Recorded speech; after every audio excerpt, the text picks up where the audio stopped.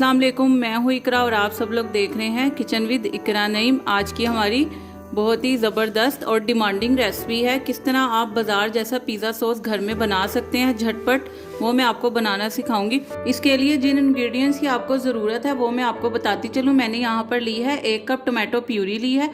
Tomato puree आपने इस तरह से बनानी है, तकरीबन 3 दरमियाने साइज़ के आपने लेने हैं टमाटर।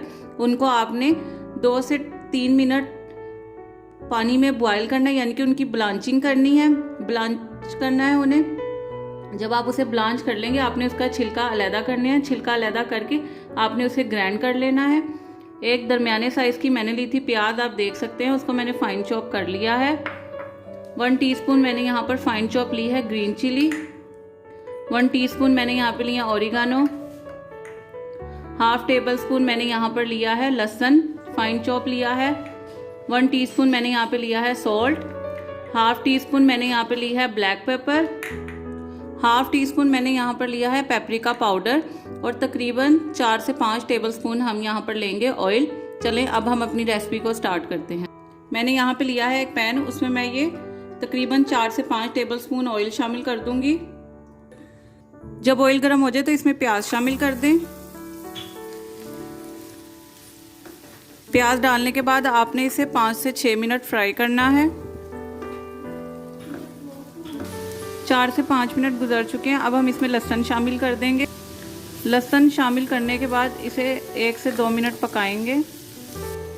अब हम इसमें टमाटो प्यूरी शामिल कर देंगे। टमाटो प्यूरी डालकर इसे अच्छी तरह मिक्स करेंगे। टमाटो प्यूरी डालने के बाद हम इसमें फाइन चॉप जो हमने हरी मिर्चें की थी वो डाल देंगे। नमक डाल देंगे, पेपरिका पाउडर डाल देंगे, काली मिर्च डाल देंगे और इसे तकरीबन 4 से 5 मिनट अच्छी तरह कुक करेंगे और उसके बाद हम इसे ग्राइंड करेंगे।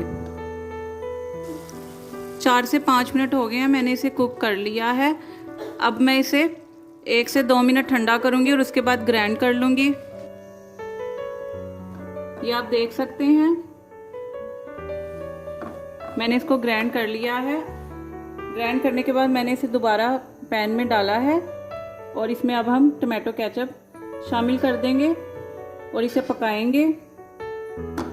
2 टेबलस्पून मैंने इसमें टमाटो केचप शामिल किया है। टमाटो केचप डालने के बाद हमने इसमें ओरिगानो लीव्स डाल देने हैं। ओरिगानो लीव डालकर हमने इसे अच्छे तरीके से मिक्स कर देना है।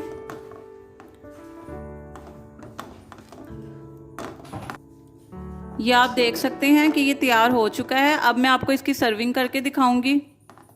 ये आप देख सकते हैं घर का बना हुआ होममेड पिज़्ज़ा सॉस तैयार हो चुका है। अगर आपको मेरी ये रेसिपी पसंद आई है तो इसे ज़्यादा से ज़्यादा शेयर करें, लाइक एंड कमेंट करें और मेरे चैनल को सब्सक्राइब करें और बेल आइकन का बटन प्रेस करें ताकि आपको मेरी हर नई आने वाली वीडियो बआसानी मिल सके। और मुझे अपनी दुआओं में याद रखें। ओके, टेक केयर, अल्लाह हाफिज़।